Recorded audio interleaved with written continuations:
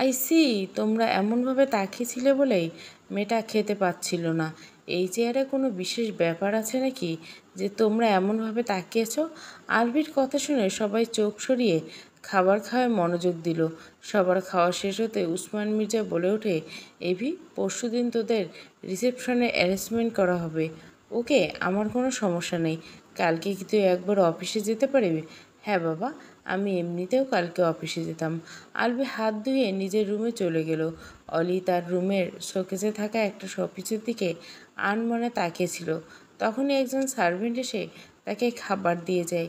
অলি প্রচণ্ড ক্ষুধা লেগে গেছিল। সে তাড়াতাড়ি করে খাবার খেয়ে নেয়।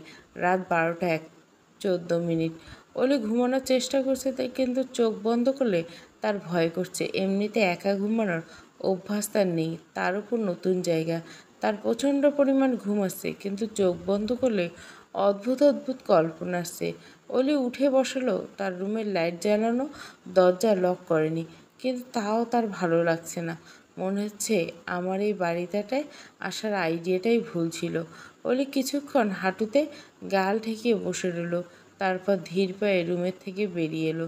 সে প্রথমে আলভির রুমের দিকে উকি দিল। আলভির রুমের দরজা খোলাই ছিল। অলি সেদিকে যেতে নেবে, ঠিক তখনই তার আলভির করা বিহেভিয়ারের কথা মনে পড়ে যায়।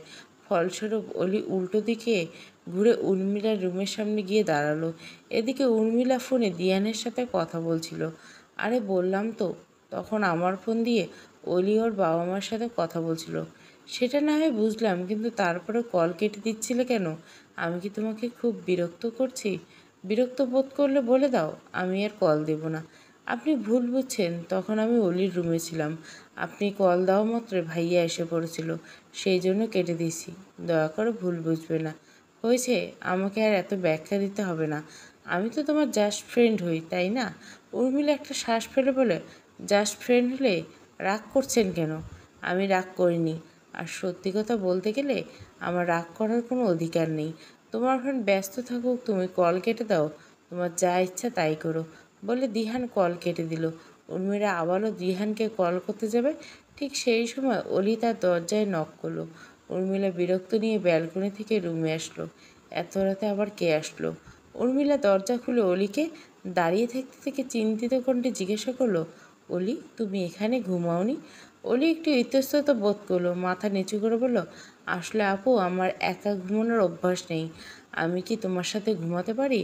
উর্মিলা হাসি মুখে বলল, তুমি আমার সাথে ঘুমাতে চাও? এটা তো ভালো কথা, ভেতরে আসো না। অলি মুখে হাসি ফুটে বলল। সে উর্মিলার রুমে ঢুকে উর্মিলার বিছানার উপর বসলো। উর্মিলা দরজা লক করে দিয়ে অলির পাশে এসে বসলো। অলির ঘুমের জন্য চোখ খুলতেই রাখতে পারছে না। অলি, তুমি শুয়ে পড়ো। অলি মাথা নাড়িয়ে বেডের এক সাইডে শুয়ে পড়ল। উর্মিলা লাইট অফ করতে গেলে অলি বলে ওঠে, আপু, লাইট অন রাখলে কি তোমার সমস্যা? উর্মিলা অলির দিকে তাকাতে অলি বলে উঠল, আসলে নতুন জায়গা তো, আমার একটু ভয় করছে। উর্মিলা মৃদু হাসল, তারপর লাইট না নিভিয়ে অলির পাশে এসে শুয়ে পড়ল। অলি, শোনো, তুমি চাইলে প্রতি রাতে আমার সাথে শুতে পারো, আমার কোনো সমস্যা নেই। ভাবিকে সর্বস্থায় সাহায্য করা ননদ হিসাবে আমার দায়িত্ব। অলি উর্মিলার দিকে ঘুরে একটা কিউট স্মাইল দিল। থ্যাংক ইউ আপু, তুমি অনেক ভালো। জানি, আর আমার ভাইয়াটাও কিন্তু খারাপ নয়, কিন্তু আমি তো বুঝতেই পারছি না যে ইদানিং ও এরকম ইরেসপন্সিবলের মতো কেন করছে। বউকে অন্য রুমে থাকতে দিল, তার কারণ হিসাবে বলল ও নাকি রুম শেয়ার করতে পারবে না। How funny! আমার তো বলেই দিতে ইচ্ছা করে যে, আরে তুই রুম শেয়ার করতে না পারলে বিয়ে করছিস কেন? তার উপর রুম শেয়ার না করে কি বাপ হতে চলছিস নাকি? কথা শুনে অলি কাঁদতে লাগলো। উর্মিতা ব্যতিব্যস্ত হয়ে উঠে আসলো, তারপর অলির দিকে পানির গ্লাস এগিয়ে দিল। অলি উঠে বসে পানি খেয়ে নিল। অলি, তোমার কি হলো? Are you okay? অলি মুখে মুছে হাসার চেষ্টা করে বলল, আপু, আমি ঠিক আছি। উর্মিলা কিছু একটা ভেবে বলে উঠল, ভাইয়া বলেছিল তোমাকে নাকি 3 মাস আগে বিয়ে করেছিল, কিন্তু এটা কীভাবে সম্ভব? অলি, বলো না, সত্যি কি ভাইয়া 3 মাস আগে তোমাকে বিয়ে করছিল? অলি একটা ঢোক গিলল, তারপর মাথা নাড়িয়ে বলে উঠল, তো এটাই সত্যি কথা। কিন্তু 3 মাস আগে কীভাবে সম্ভব? তখন তো তোমরা কে চেনার কথা না। অলি কি বলবে খুঁজে পেল না। সে মিথ্যে মিথ্যে কয়েকটা হাই তুলে বলল, ওটা অনেক বড় একটা গল্প আপু। আমার না ভীষণ ঘুম পাচ্ছে। আমি তোমাকে কালকে সব খুলে বলবো। এখন আমি ঘুমাই। উর্মিলা আর কি বলবে? সে মাথা নাড়িয়ে হ্যাঁ বলতে অলি শুয়ে চোখ বন্ধ করে নিল। এসবের মাঝে উর্মিলা দিয়ানের কথা ভুলে গিয়ে শুয়ে পড়ল। আলভি ল্যাপটপে বসে কাজ করছিল। হাসপাতালের রোগী আর কোম্পানি একসাথে সামলানো খুব কঠিন ব্যাপার। তবুও তাকে সামলাতে হয়। পরিবারের বড় ছেলে সে। ইয়াদের এখনও পড়ালেখা শেষ হয়নি। যদি ইয়াদ কোম্পানির বিভিন্ন পোস্ট দেখাশোনা করে, তবে এই কয়দিন বাড়ি থেকে দূরে থাকার কারণে তার অনেক কাজ জমে গেছে। কয়েকটা বিজনেস মিটিং পরপর কয়েকবার পোস্টপোন করা হয়েছে। কালকে সেসব মিটিংগুলো অ্যাটেন্ড করতে হবে, নয়তো অনেক বড় একটা লস ফেস করতে হবে। তার পিএ কয়েকটা প্রেজেন্টেশন সেন্ড করছে, আলভি সেগুলো রিচেক করছে। অবশেষে তার কাজ শেষ হলো। সে দেওয়াল ঘড়ির দিকে তাকিয়ে দেখলো রাত 1টা 3 বাজে। আলভি দরজার দিকে তাকালো। তার দরজা একদম খোলা আছে। অলি কি ঘুমিয়ে গেছে নাকি? ওর কোনো সমস্যা হচ্ছে না তো? হলে কি আমার কাছে আসবে? তখনকার ব্যাপারটার জন্য মনে তো হয় না সে আমার কাছে আর আসবে। আলভি বেড থেকে নেমে দাঁড়ালো। তারপর অলির রুমের সামনে আসতে সে থমকে গেল। অলির রুমের দরজা খোলা। আলভি ভেতরে ঢুকে দেখলো অলি রুমে নেই। শিট, এই মেয়েটা আবার কোথায় গেল? আলভি ব্যালকনিতে ওর ওয়াশরুমে খুঁজেও অলিকে পেল না। এই মেয়েটা আমাকে শান্তিতে কাজও করতে দেবে না দেখছি। আলভি কিছু একটা ভেবে উর্মিলার রুমের সামনে এসে দাঁড়ালো। কয়েকবার নক করার পরও উর্মিলা দরজা খুলল না। আলভি আবার নিজের রুমে ফিরে এসে উর্মিলার নাম্বারে কল দিল। ফোনের রিংটনে উর্মিলার ঘুম ভেঙে গেল। সে ফোনটা হাতে নিয়ে ঘুম ঘুম কণ্ঠে বলল, হ্যালো, অলি কোথায়? আলভি ঝাঁঝালো কণ্ঠ শুনে উর্মিলা ফোনটা সামনে এনে দেখলো আলভির নাম্বার। উর্মিলা জড়ালো কণ্ঠ বলল, চিন্তা করিস না ভাইয়া, ও আমার রুমে, ওকে পাঠিয়ে দে। ও ঘুমিয়ে গেছে ভাইয়া, দরজা খোল। উর্মিলা এবার বিরক্ত হলো। কি হয়েছে তোর? কেন বিরক্ত করছিস? বললাম তো ঘুমিয়ে গেছে। আর প্লিজ আমাকেও ঘুমাতে দে। আলভি এবার রেগে মেগে বলে ওঠে, দরজা না খুললে ভেঙে ফেলবো। তারপর ঠাটিয়ে কয়েকটা থাপ্পড় মারলে তোর ঘুম ছুটে যাবে। 5 পর্যন্ত কাউন্ট করব। আরে আর ভয় দেখাস না তো, খুলে দিচ্ছি। মাগো, ঘুমিয়েও শান্তি নেই। উর্মিলা হাই তুলতে তুলতে দরজা খুলে দিল। দরজা খোলা মাত্র আলভি টর্নেটো বেগে রুমে ঢুকে পড়ল। আলভির চেহারা দেখে উর্মিলার ঘুম ছুটে গেল। আলভি অলির সামনে এসে দাঁড়ালো।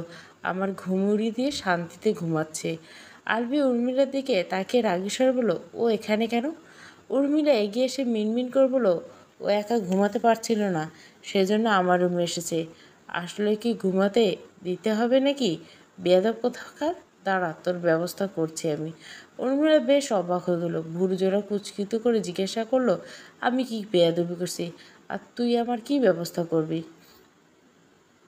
ভাবিকে নিজের রুমে ঘুমাতে দেওয়ার বেয়াদবি নয়। উর্মিলা চমকিত নয়নে আলভির দিকে তাকিয়ে রইল, কিন্তু আলভির কথা তার মাথার উপর দিয়ে গেছে। দাঁড়া, তোর বিয়ের ব্যবস্থা করছি, তারপর দেখব এই ফাজিল মেয়ে কার সাথে ঘুমাতে যায়। তুই কি ড্রিঙ্ক করে এসেছিস ভাইয়া? আবল তাবল বকছিস কেন? ঝেড়ে কাশ। আলভি রেগে মেগে উর্মিলার দিকে এগিয়ে গিয়ে এক হাতে উর্মিলার চুল টেনে ধরল। ভাইয়া, লাগছে, ছাড় আমাকে। বড় ভাইয়ের সাথে বেয়াদবি করে আবার তার মুখে মুখে তর্ক করছিস? আরে তুই ওকে নিজের রুমে জায়গা না দিলে ও কোথায় যেতে বল? ছাড় ভাইয়া, আমার চুল ছিঁড়ে যাবে। আগে বল। আমি জানি না, মাফ কর ভাইয়া। আমি তোর আর তোর বউকে আমার রুমে জায়গা দেব না। কথাটা শোনা মাত্র আলভি উর্মিলার চুল ছেড়ে দিল। উর্মিলা গাল ফুলে বলল, তোর বউকে নিয়ে বের হ আমার রুম থেকে, তুই বেরিয়ে যা। উর্মিলা অবাক হয়ে গেল, ইয়ার্কি করছিস? আমার রুম থেকে আমি কেন বেরিয়ে যাব? যাবি নাকি চুল হারাবি? উর্মিলা দৌড়ে রুম থেকে বেরিয়ে গেল। দরজার ভাই একটা, তার 100টা ছানাপোনা হবে দেখিস। আমি তোকে বদদোয়া দিলাম, সারা জীবন হাগুমুতো পরিষ্কার করতে করতে তুই টাকলা হয়ে যাবি। কি বললি? উর্মিলাকে আর কে পায়? উর্মিলা দৌড়ে গিয়ে অলির রুমে গিয়ে দরজা লক করে দিল। আলভি একটা শ্বাস ফেলে দরজা লক করে দিল। তারপর অলির সামনে এসে দেখলো অলি নিশ্চিন্ত মনে ঘুমিয়েছে। অলি বাম কাত হয়ে শুয়ে আছে। বেনি করা লম্বা সিল্কি চুলগুলো খাটের সীমানা পেরিয়ে মেঝেতে ছড়িয়েছে। অলি গভীর ঘুমে মগ্ন, আরামে ঘুমাচ্ছে। সেই জন্য তাদের ভাই বোনের ঝগড়ার আওয়াজে তার ঘুম ভাঙেনি। আলবি প্রথমে এসির টেম্পারেচার কমিয়ে দিল, তারপর অলির গায়ে কমফোর্ট জড়িয়ে দিয়ে লাইটটা নিভিয়ে দিল। এরপর ধীরে ধীরে পা ফেলে বেডের অন্য পাশে গিয়ে শুয়ে পড়ল। আলবি ডান দিকে ফিরে শুয়েছে। তার হৃদস্পন্দন বেড়ে গেছে। কিছুক্ষণ যেতে আলবি মনে মনে বলে ওঠে, sorry honeybee, but I can't control myself anymore. বলেই আলবি অলির দিকে ঘুরে কম্ফোর্টের উপর দিয়ে অলিকে জড়িয়ে ধরে নিজের কাছে টেনে নেয়। অলির ঘাড়ে মুখ গুজে নিয়ে কয়েকটা বড় বড় শ্বাস নিল। I am sorry honeybee, but I love you so much. তোমার আজকের পরিস্থিতির জন্য আমি নিজেকে কখনোই ক্ষমা করতে পারবো না। You know, you are my most precious teaser. আমি কখনো চাইনি এত তাড়াতাড়ি তোমাকে এরকম সিচুয়েশনে ফেলতে। আলবি অলির কানের কাছে ফিসফিসে কথাগুলো বলল, যার জন্য অলি একটু নড়ে চড়ে উঠল। আলবি একটু ঘাবড়ে গেল। অলি যদি চোখ মেলে তাকে দেখে তাহলে নিঘাত চিৎকার দিয়ে উঠবে। আলবি অলির হাতের বদন আলকা করতে অলির কমফোর্ট মুড়ো দিয়ে ঘুমিয়ে গেল।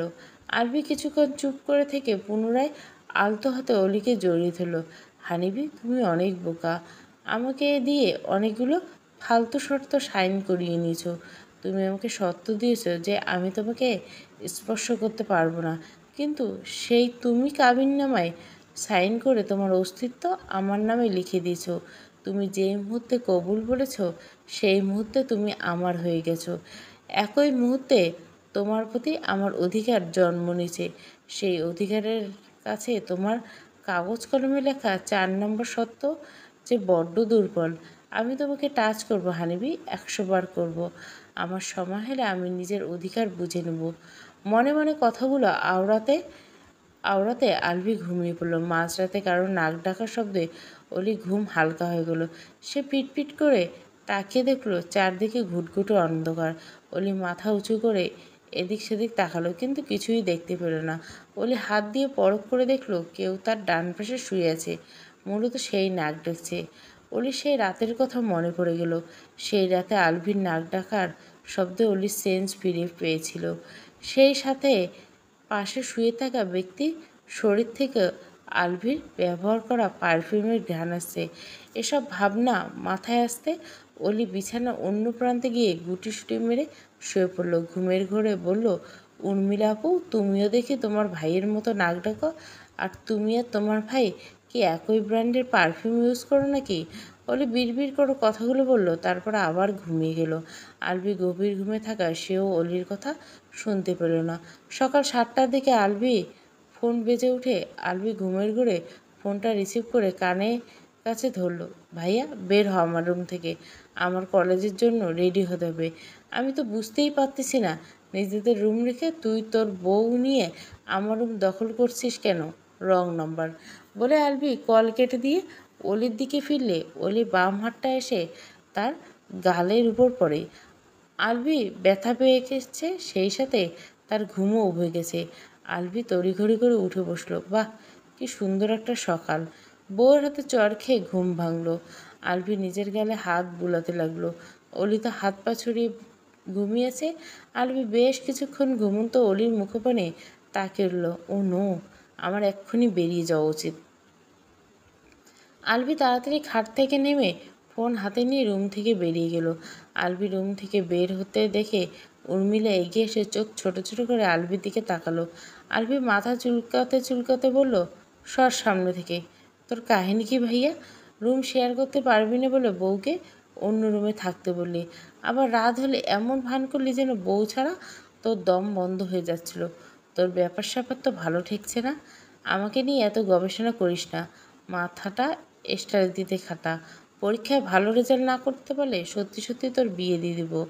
উর্মিলা একটু লজ্জা পর অভিনয় করে বলল, বিয়ের টপিকটা খুব একটা খারাপ নয় ভাইয়া, তুই ভেবে দেখতে পারিস। আলবি শার্টের হাতে ফোল্ড করতে করতে বলল, তাই নাকি? তাহলে বল, তোর জন্য রিক্সাওয়ালা খুঁজবো নাকি মুচি খুঁজবো? উর্মিলা ভীষণ রেগে গেল। ভাইয়া, রেগে যাচ্ছিস কেন? এই দুটো ভালো না লাগলে আমার কাছে আরেকটা অপশন আছে। সেটা কি? সেটা হলো নাপিত। কথাটা শুনে উর্মিলা আরও বেশি রেগে গেল।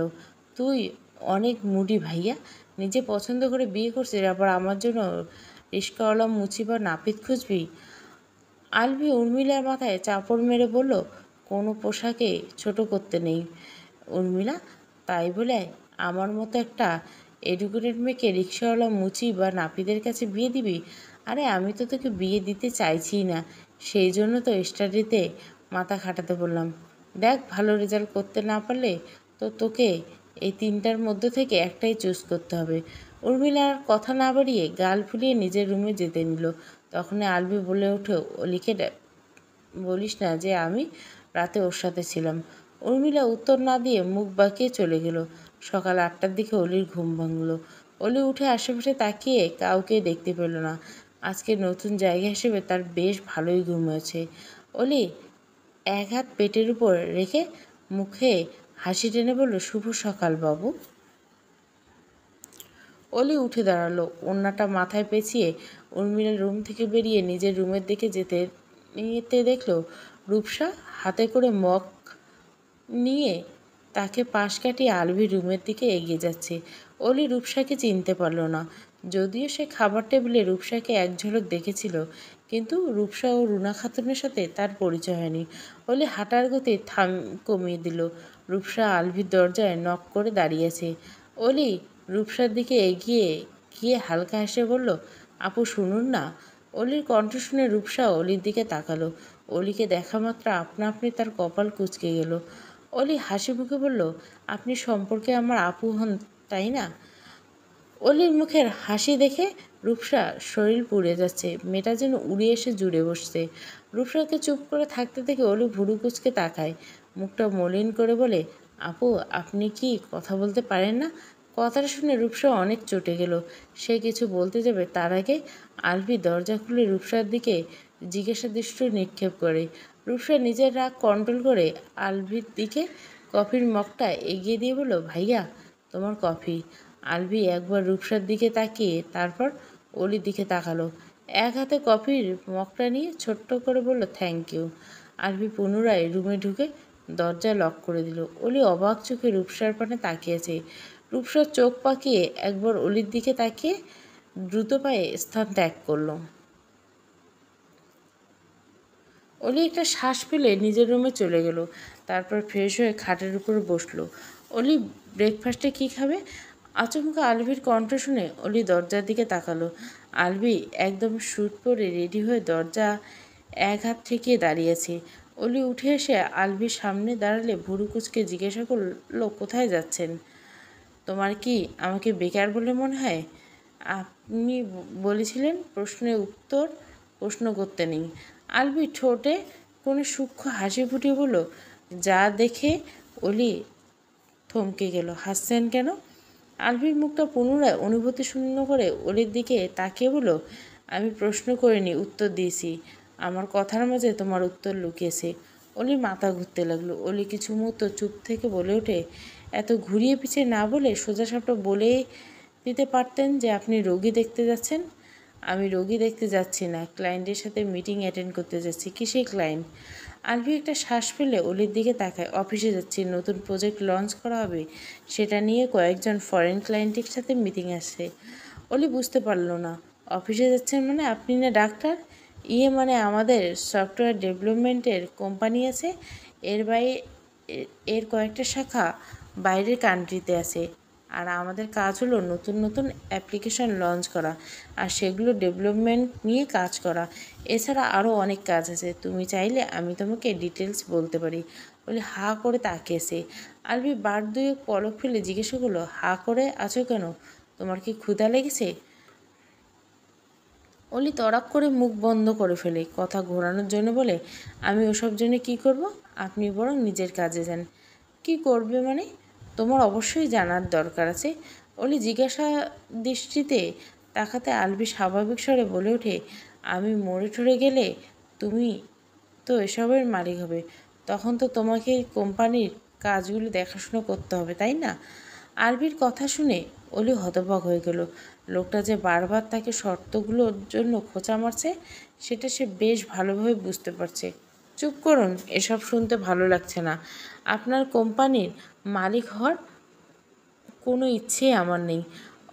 আলভি অলির দিকে দুপা এগিয়ে আসলো, ফলস্বরূপ অলি দুপা পিছিয়ে গেল। আপনি কথায় কথায় এগিয়ে আসেন কেন? তুমি পিছিয়ে যাও কেন? আবার প্রশ্নের উত্তরে প্রশ্ন করছেন। প্রশ্নের উত্তরে প্রশ্নের মাঝে উত্তর আছে। অলি নিজের পরনে ওড়না মাথাসহ পুরো শরীরটা উপরিভাগ পেঁচিয়ে নিল। আলভি ঠাট্টার স্বরে বলল, তোমার মালিক হওয়ার ইচ্ছে না থাকলেও ওরকম শর্ত দিয়েছিলে কেন? অলি চুপ করে রইল। কী হলো বলো? দেখো অলি, ভালো সাজতে হবে না, তুমি যেমন তেমন বিহেভ করো। আলভির কথা শুনে অলির ভীষণ খারাপ লাগলো। এখন তোমার সাথে কথা বলার টাইম নেই। একজন সার্ভেন্টকে পাঠিয়ে দিব, যা খেতে পারবে তাকে বলে দিও। আলভি ঘুরে চলে আসতে নিলে অলি বলে ওঠে, আপনার এত সমস্যা হলে আমি আমার শেষ সত্যটা উঠিয়ে নিব। আলভি অলির দিকে তাকিয়ে বলল, আই হ্যাভ নো প্রবলেম। আমি মরে যাওয়ার পর সম্পত্তি কে পাবে সেটা নিয়ে আমার মাথা ব্যথা নেই, আর থাকার কথাও নয়, তাই না? শুধু আমার মা বাবা আর বোনকে দেখে রেখো। কথাটা শুনে অজান্তে অলির বুকটা ধক করে উঠল। আলভি চলে আসতে নিলে অলি দ্রুত গতিতে আলভির সামনে এসে দাঁড়ায়। আলভি অবাক চোখে অলির দিকে তাকায়। আপনি এভাবে কেন বলছেন? অলভি গা ছাড়া ভাব নিয়ে বলল, কীভাবে বললাম? অলি কিছু বলতে নিলে তার গলা আটকে আসে। অলির অবস্থা থেকে আলভি চিন্তিত হয়ে পড়ে। অলির দিকে এগিয়ে যেতে নিলে অলি পিছিয়ে যায়। আপনি অনেক খারাপ। আলভি অলিকে ধরতে গেলে অলি তার হাত সরিয়ে নেয়।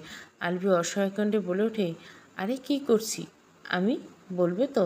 অলি এক নাগাড়ে বলতে লাগলো, আপনি কোথাও যাওয়ার আগে এভাবে বলে যাচ্ছেন কেন? আপনার কথা শুনে মনে হচ্ছে আপনি কিছুক্ষণ পরেই মরে যাবেন। কথাটা শুনে আলভি নিশ্চুপ হয়ে যায়।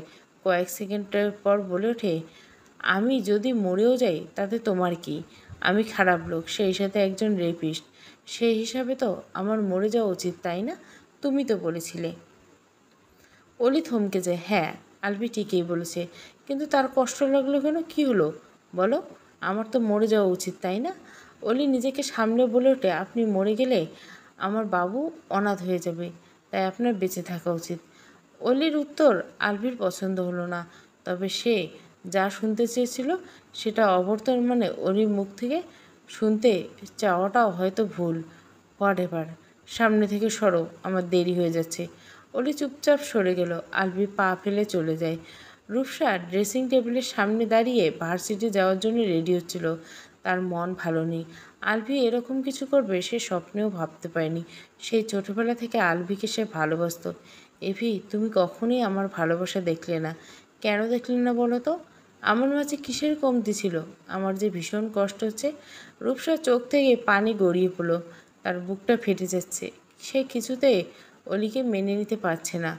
রূপ, তুই রেডি হসনি এখনো?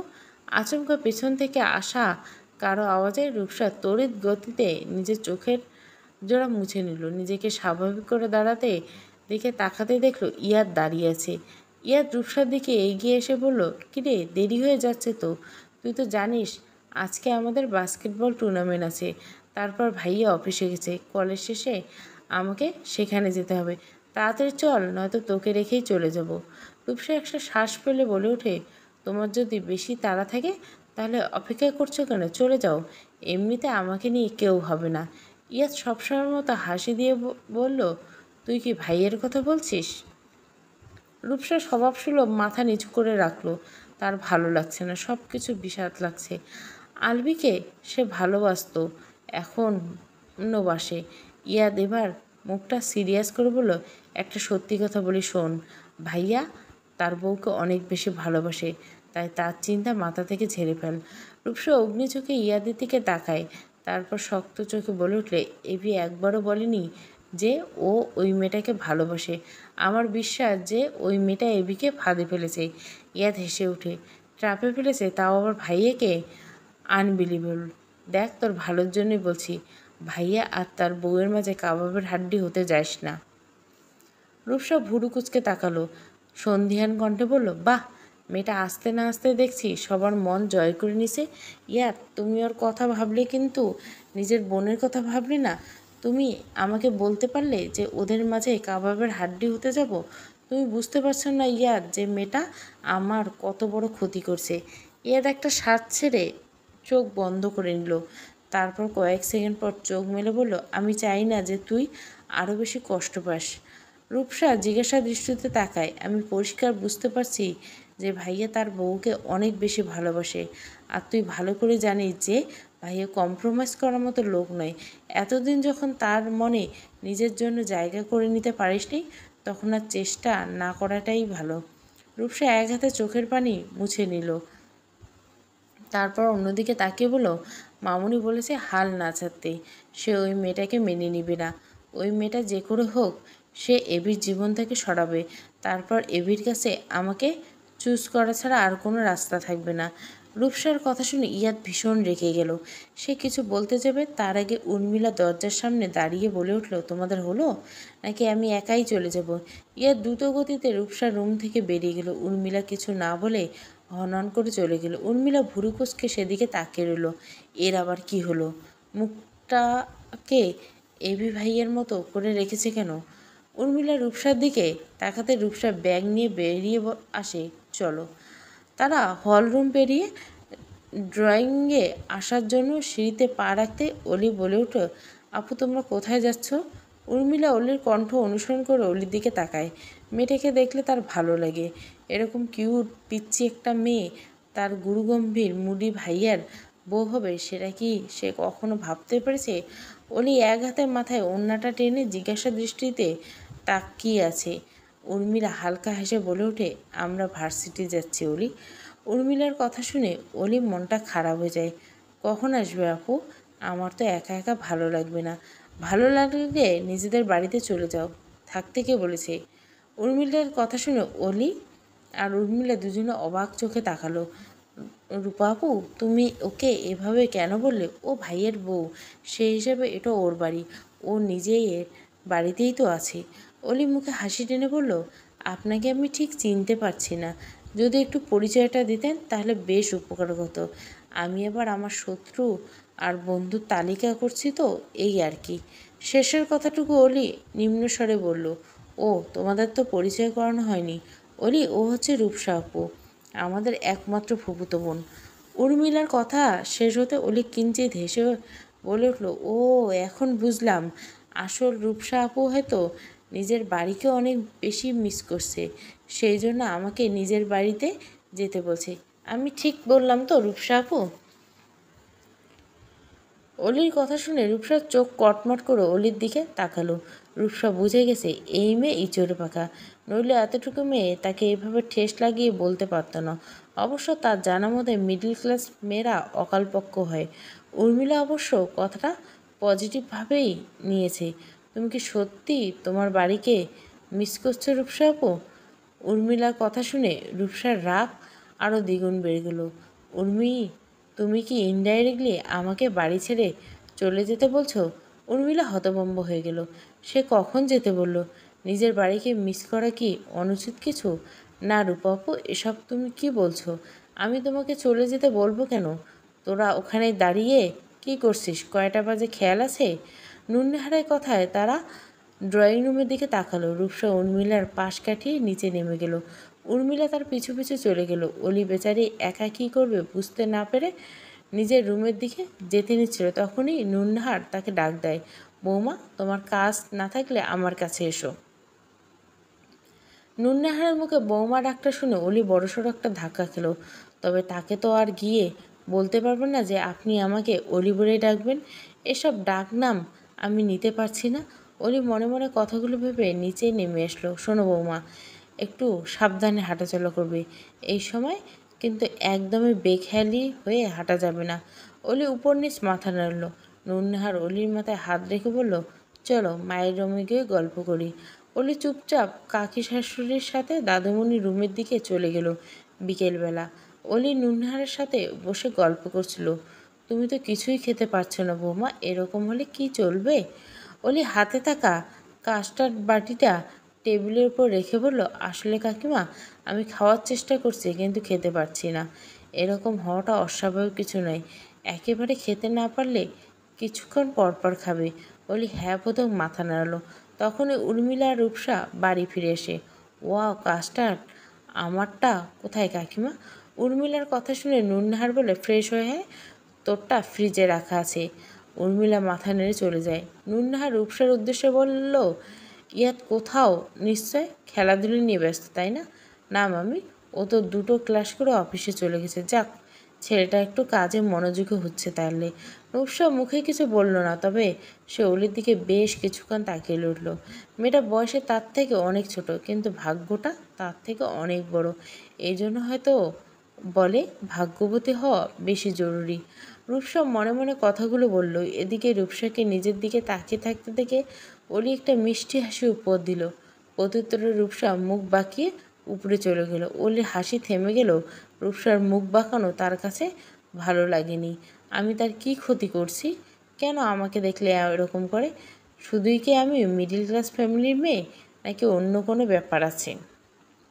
অলির ভাবনার মাঝে শাহনাজ বেগম আর রুনা খাতুন ড্রয়িং রুমে আসে। নুন্নাহার রাতের খাবারের মেনুগুলো সব বুঝিয়ে দিতে আমাকে হেল্প করো। শাহনাজ বেগমের কথা শুনে নুন্নাহার উঠে দাঁড়ায়। তারপর তাদের সাথে কিচেনে চলে গেল।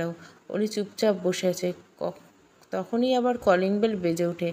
একজন সার্ভেন্ট গিয়ে দরজা খুলে দিতেই আলভির খালা আর মামারা ফ্যামিলির লোকজন বাড়িতে প্রবেশ করে। এত মানুষকে একসাথে আসতে দেখে অলি বসা থেকে দাঁড়িয়ে যায়। ঈশা এগিয়ে এসে অলিকে জড়িয়ে ধরে। অলি কিছুটা অপ্রস্তুত হয়ে পড়ে। কিছুক্ষণ পর ঈশা অলিকে ছেড়ে সোজা হয়ে দাঁড়ায়। কেমন আছিস অলি? অলি অবাক চোখে তাকিয়ে বলল, আমি তো ভালোই আছি, কিন্তু তোমরা সবাই এখানে? স্বামীরা হালকা হেসে বলল, আমরা নিজের থেকে হঠাৎ করে আসিনি অলি, বরং আমাদের হঠাৎ করে আমাদেরকে এনেছে। অলি একটা ঢোক গিলে গোল গোল চোখে তাকিয়েছে। অলির খালা আমিনা খাতুন এগিয়ে এসে অলির মাথায় হাত রেখে বলল, আমরা তো বুঝতেই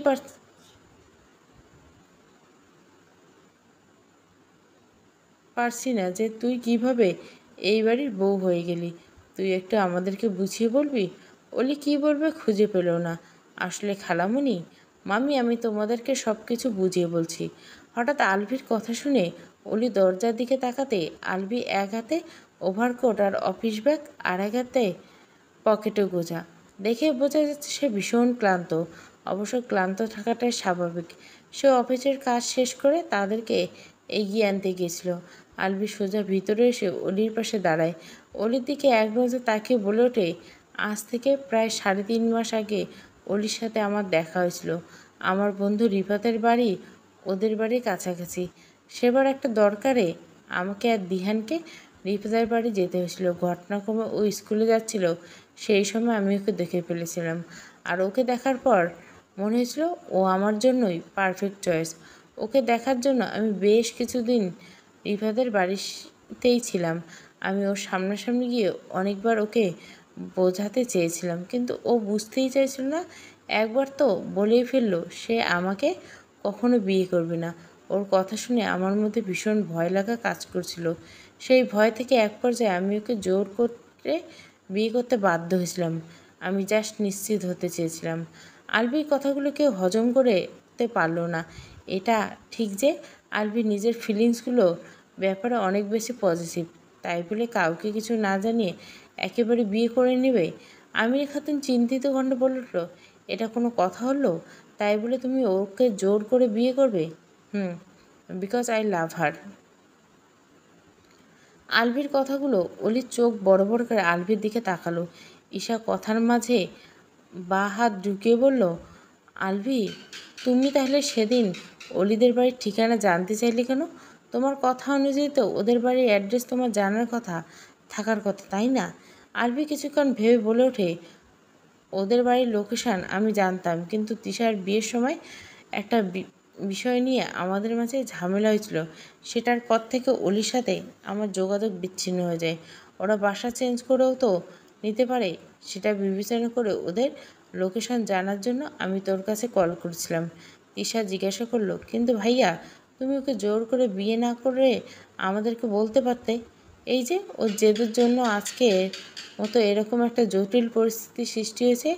সেদিন ও যদি আমাকে কথা দিত যে 3 বছর পর ও আমাকেই বিয়ে করবে, তাহলে আমাকে ফোর্সফুলি ওকে বিয়ে করতে হতো না। যদি ওকে বিয়ে করার পরও 3 বছর পর ওকে এই বাড়িতে আনার প্ল্যান ছিল। ঈশা জিজ্ঞাসা দৃষ্টিতে তাকিয়ে বলল, তাহলে 3 বছর অপেক্ষা করতেই পারতে ভাইয়া। আফটার অল অলি একটা বাচ্চা মেয়ে। আলভি একটু সংকোচ বোধ করলো, কিন্তু তাকে এসব বলতেই হবে, এছাড়া আর কোনো উপায় নেই। সে চায় না অলি বা বেবিকে নিয়ে কাউকে কিছু বলার স্পেস দিতে। চোখের সামনে বউ ঘুরঘুর করলে আউট অফ কন্ট্রোল হওয়া স্বাভাবিক কিছু নয়। সেদিন তিশার মেহেদি রাতে আমার সাথে তেমনটা হয়েছিল, আর যার ফলস্বরূপ অলি বর্তমান প্রেগনেন্ট। এখন আশা করি এই নিয়ে কারো মনে আর কোনো প্রশ্ন নেই। কথাটা বলে আলভি দ্রুত পায়ে নিজের রুমের দিকে চলে গেল। আলভির কথা বোধগম্য হওয়া মাত্র সবাই একসাথে অলির দিকে তাকালো। আসলে তারা ঠিক করছে অলির চেহারার দিকে নয়, বরং অলির পেটের দিকে তাকিয়ে আছে। ব্যাপারটা বুঝতে পেরে অলি আলগোছে ওড়না দ্বারা নিজের পেট আবৃত করে নিল। সবার চাহনি দেখে অলির ভীষণ লজ্জা লাগছে। বজ্জাত লোকটা এভাবে সব কিছু খোলামেলাভাবে বলে দিয়ে দিব্যি নিজের রুমে চলে গেল। কিন্তু অলির ইচ্ছে করছে এখন মাটিতে খুঁড়ে তার ভেতরে ঢুকে পড়তে।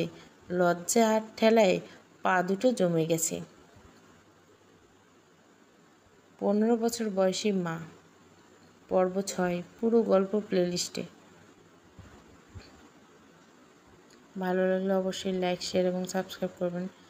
Thank you for watching.